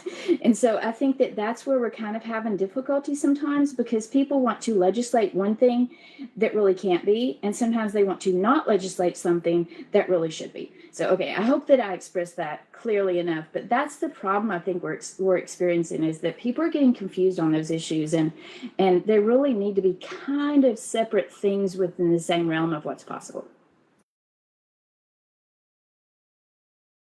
Yeah, I think that's a good point, Sonia. But I do think that one thing to me that stands out among the speakers here and the efforts to address this broad spectrum of issues is the need for people to come together and as groups and to advocate for in different ways, whether it's the formation of standards or it is lobbying governments, or it is just sort of being a group that will stand for certain principles and will put those out into the public and try to hold people accountable, hold them to them. I think that's really important. And I'm not sure that that's happened when it comes to things like harassment in social VR spaces. And, maybe that's something that we at XR Women should get more involved in doing.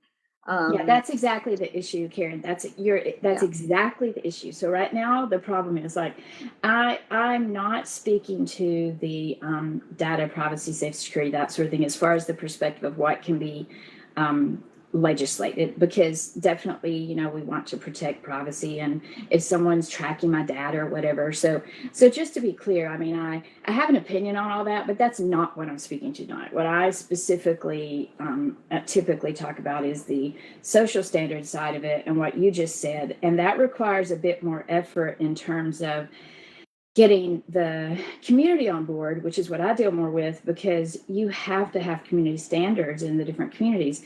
And so then what happens if you have a community, for example, that says, well, you know what, I mean, it's okay if you use sexist words or racist words or whatever. Well, I mean, okay, now, is that okay? I mean, I personally don't think that's okay, because for one thing, like, even if you look at, say they use the Quest, well, that's not even acceptable on the Quest platform. So that becomes a platform issue. So then who do you report it to if certain communities are saying, well, this is okay to do that? I mean, it gets into a lot of different things. So at some point we have to decide, who is going to enforce this, and how are we going to, and who's going to report it, and are you going to have moderators? I'm a big fan of moderators in games. I know it sounds terrible, but these are immersive environments with presence. It would be the same as me. If we're going to have virtual worlds and play gods, then we better be careful about, you know, what kind of worlds we're creating. And if you're going to create a world without any sort of law, if you're going to have a world with total lawlessness, then you're going to have some problems. So I think it makes sense if you go to the store and have somebody attack you, you can call the police. If you go into a virtual world and have someone come over and start, you know, sexually assaulting you in immersive reality, I realize it's not physical reality, but at the same time, emotionally, and this is where some of the other people here who deal more with the emotional effects, it still affects you emotionally to have someone attacking you, you know, and sticking their thing in your face and stuff. So anyway, it's just one of those things where there's still emotional effects. So all this overlaps, and we really need to be careful about how we proceed with it, because if we're going to play God, that comes with great responsibility. Absolutely. Yes. Well said. Other Yeah, I just audience wanted to members? add one last thing to echo Sure. Sonia. The moderation thing, I think, and crowdsourcing moderation is going to be key inside of a lot of these communities. And I think what we're going to have to look at is, if you think back to some of the early web communities prior to social media, a lot of them were self-moderating, you know, like going back to something like Zanga, right? But that's what we're really going to start to need inside of these ecosystems, because look, as we've seen inside of social media, they can throw thousands of people at this. They cannot keep up with the volume of what's out there.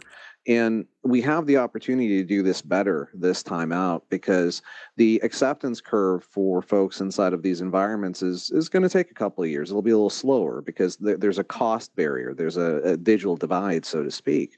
But if we can effectively kind of start building maybe those ethos, and that's some of the exercise stuff we talk about, but I think you very well articulated that. And Jessica, you touch on this a lot. It's just how do you make sure those frameworks are functioning and they become part of the new pattern of the ethos of what you deploy in these communities. And I think that's the start point. Yeah, I'm curious, Stephanie, does the XRA get involved in any of these kinds of discussions? Or what is the stance or agreement among the members on addressing things like harassment and racial discrimination, that sort of thing? Right. So thanks, Karen. So for XRA, we have been diving into the privacy issues, but for my group in XRA, been really focused on the accessibility and the positive outcomes, right? And not focused on the harassment as of yet, since we're kind of a small organization. Focus more on the bigger picture of data privacy concerns and those kinds of things. But I will say, you know, personally, from my experience, I know that moderation is very important. And I know that I've seen a lot of automated and programmatic moderation that happens in a lot of these communities, especially the gaming communities that Sonia was talking about. And I expect that things of concern to probably Oz and all of us as we look forward will be like, if we play in these virtual spaces, voice recognition, recognizing words that are said, and how does, for example, a program serve as a baseline moderator in some of these environments, right? And you can see that being a scalable option as we talk about this. So, you know, these are all interesting topics that we're exploring as we go forward. Fascinating, yes. And you know, the issue of accessibility didn't come up much, except for in your discussion of things that the XRA is focusing on, Stephanie, but that's another whole area that is related to these discussions, I think. Karen, can I add one thing real quick?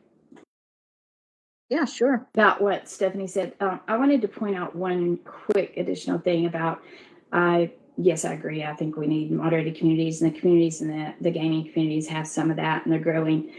One thing I would caution developers, if they have moderation within the communities, which I support that, and I think it's great. On the other hand, we're going to need to be very, very careful as we move forward that we don't also exacerbate the problems that already exist by creating moderated communities where people simply moderate to their own preferences. So I know that sounds a little confusing, but what I mean is like, you don't want to moderate a community and bump out all the kids. And let's, aside from age right now, let's just say you don't want to bump out all the kids. Or let's say you are a guy moderator and you just don't like women.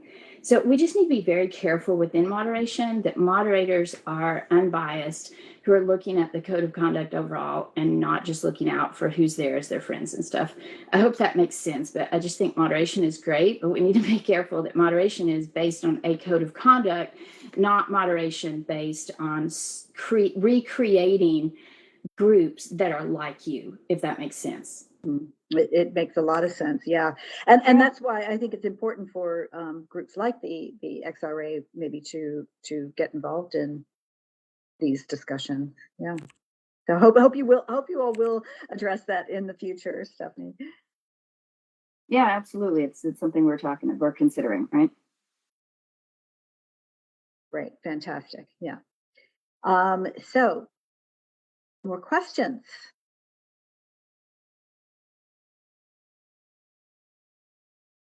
So, Matt, I think we're running a little low on time here, and so we're going to start to wrap up.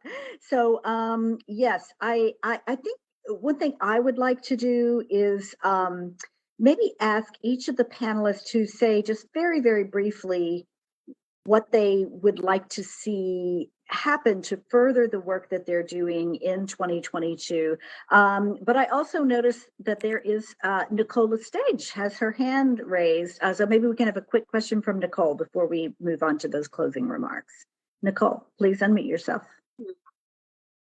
Posted in the chat box, but I'm an educator. I'm an upper primary educator. My students are at the very beginning edge of allowable age into these virtual spaces. I have been using one or two different platforms. I always go in with them. This is nothing that they can do on their own. And I'm pretty much a mama bear when it comes to my students. I'm wondering, my school has Oculus Quest 2s that they have not yet brought into use in the school. And I'm wondering how those types of devices will, and maybe nobody knows, but will, how they will track data from students if they're used interchangeably, if that makes sense. This is Oz.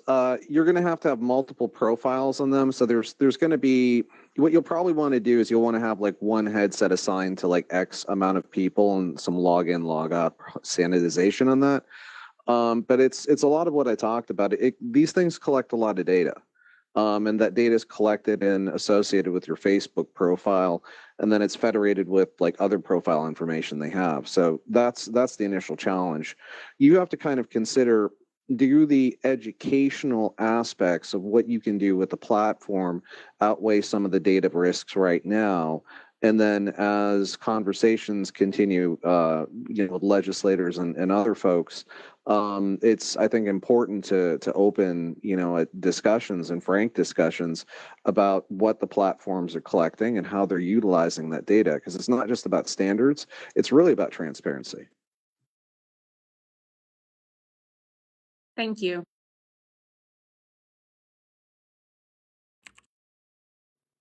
Okay, thank you. Thank you for that question. Thank you for responding to it, Oz. So, okay, it's time for us to wrap up again. I think we just have 2 minutes left. So, again, panelists, are you willing to share just very briefly something that you would like to see happen around the area in which you're working in 2022? Flor, would you like to start with that, please? Yes, thank you. I think it makes a lot of sense that people are more concerned about the mental health. But again, our focus is not that, and we are more focused on like physical injury. And I hope this year we can reach consensus for UL 8400 and create a good standard for immersive technology hardware. So we can accelerate the technology adoption. That's it. Thank you. Stephanie. Yeah, so as I mentioned, and I'm really happy to hear Nicole's question, we're really looking into, from a best practices perspective, helping to provide guidance and do more learnings more deeply into education and better outcomes in education, especially around all kinds of areas like mental health, but also things like how do you actually use this device in a classroom to make it easier for at least at the high school level and not any lower, and also into the community college and college level, how to bring this technology into the classroom, because as Oz noted, it's not just the next generation, but it's the one after that that's going to be in these spaces, and people need to have a better understanding and more importantly, even a better social aspect and how you behave properly and what the norms are, how close do we stand to each other as avatars, and all those things can help in this education setting. So that's one of our big things we're looking at. We're also heavily focused on the policy side of the House and engaging with legislators and that kind of thing as we move forward into 2022. So lots of exciting stuff coming. Great. Thank you so much, Stephanie. I'm so glad that you're working in the education space. And I would love to follow what you're doing there and to learn more as that develops. And you mentioned educators in VR, great group to get involved with. Sonia, what are your closing thoughts? What would you like to see happen in 2022?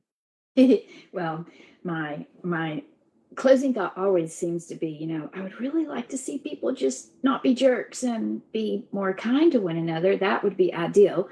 But as far as a very practical answer that someone could do, I really would like to see content creators, platform manufacturers, game developers, etc., create some PSAs. And by that, what I mean is back, I live in Tennessee. When I was a kid, we had all these commercials about don't throw trash everywhere. And when the internet started, we had all these PSAs about safety on the internet.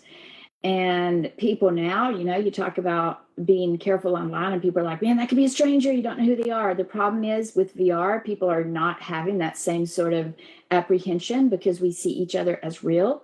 And so that's a whole different issue we didn't get into, but it's a problem. It's sincerely a problem because I see kids every day who will literally tell you their name and address. And so I would love to see some PSAs coming out this year about safety, how we treat one another. Basically, these are real people, and that sort of thing. That would be just my dream for this year. Thank you for having me on the panel today. Wonderful. Yeah. And I think several of us commented in the chat that we think that the idea of PSAs is a fantastic idea. And yeah, I think that some of the larger companies out there should be helping to make those happen. Absolutely. Great idea, Sonia. Jessica, how about you? I would say my primary interests are going to be doing more research, figuring out what are the types of privacy settings that are going to build people's trust, and really figuring out like what is the story of the technology going to be. So for example, if edge computing is going to be possible in the future, how do you make that story really accessible to consumers and like make it possible for them to really feel a greater sense of ownership over their own devices? Because I think what the existing research is showing is that right now people are feeling really out of control. So how do we recapture that? Yeah, really interesting perspective there, Jessica. And so a lot of it is about digital literacy and making sure that we understand what it is that we're using and working with so that we can control it, can feel more in control of it, and do have more options. Yeah, fantastic. Thank you so much. And Oz, I guess you are the last one up. what would you like to see happen in 2022 and the topic of safety, privacy, social responsibility? I'd love to chat more with XRA on the one side of things, because there's, as there's standards that are shaping up, there's questions I think that the industry has about how you're really going to protect kids, and that's on the one side of this. On the opposite side of this, I think as the EDVR, the EdVR conversation starts to matriculate inside of here, and that's where you're going to see a lot of this mid 2020s.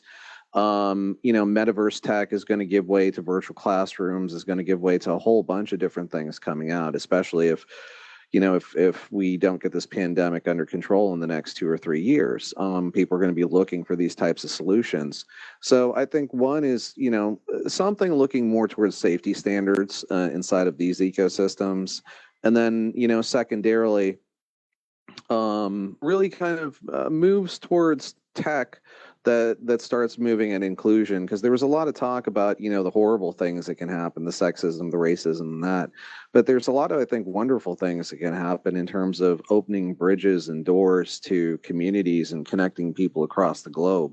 And that's some of the magic I think we're going to be able to do inside of these ecosystems, and that's more of what I'd like to see, because it's really about bringing the frontiers together and getting people to understand the commonalities that we have, and what makes us more similar than we are apart. Fantastic. Thank you so much for that, Oz. Really appreciate it. And thank you to all of you panelists. Wow, what a stellar group, and so, some rich discussions here. I think this could have been at least a day-long conference. And thank you for devoting your time to coming here and sharing your perspectives, your research, the work that you're doing. I know that it was much appreciated by me, and I'm sure by the rest of the audience here in Virbela and on Facebook. Matt, you gonna close us out here? I will, and I do want to say thank you to you, Karen, for moderating. And actually, just one thing I want to bring up really quickly. Karen was a speaker on the panel that we had here a few months ago, and actually part of the reason we decided to have safety, security, social responsibility be a topic, because we had a trolling incident at this event. That's the main reason. That's one of the big driving factors why we had this, and it really gets to the point of how do you make an event that is free and open and accessible, and we want everyone to be able to attend, but at the same time limit things like trolling. And it's a very difficult topic. It's a very interesting topic. It's obviously, I'm amazed, frankly, at the panel that we had. This is one of the best panels we've had. So I do want to say thank you to everyone. And that is, again, I just wanted to bring up, that is why we wanted to have Karen actually moderate this one, because she was here firsthand at this event when we had a trolling incident. But with that, I do want to say there's a lot of things happening. This, for those, there's a lot of people I've seen some questions, and I've gotten some DMs. We record this, we live stream this. This content will be on Facebook forever. We record the event for a reason. We want this content to be available to anybody who wants to learn about this. We've got 5 years, actually, I think on Facebook, we've got about 3.5 years worth of content of events that we've done, panels like this, all sorts of industries, all sorts of topics.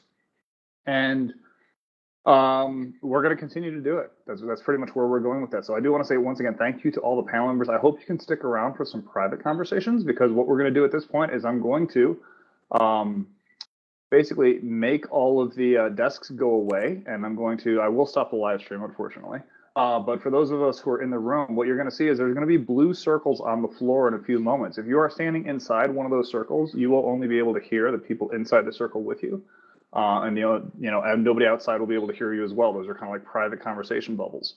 But we do hope that you guys can stick around and do some networking and be able to talk to some of these amazing people on this panel. Next month, we are going to be talking about the future of work. We were actually, I'm sure a lot of us were really hoping that, the pandemic was kind of coming to an end, but obviously it seems like with the Omicron, things are kicking back up, and it's possible we will be, back to a lot of virtual events and meetings and things like this, and not so much physical in the near future. But we are, again, also in March, still hoping that we will be able to get back to physical events. we'll see how that goes. We'll keep you all posted. This is a monthly event. It has been free. It always will be free. We have some other big announcements coming up along those lines in the near future, and that hopefully we'll have some more opportunities to make it a little bit easier for some sponsorship. But with that, I will say thank you. I will make the desks go away right about now, and I will put on those private volumes. So again, if things go quiet for you, just look down at the floor. If you are standing inside of a circle, you will only be able to see and hear the people who are in the circle with you. But once again, thank you, everybody, and we hope to see you next month.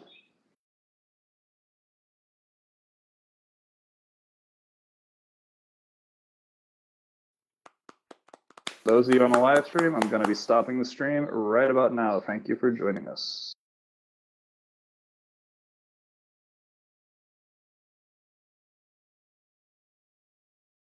Awesome. Wow. What a great panel. Private volumes are on. Okay. Bye, Oz. Hope to see you again.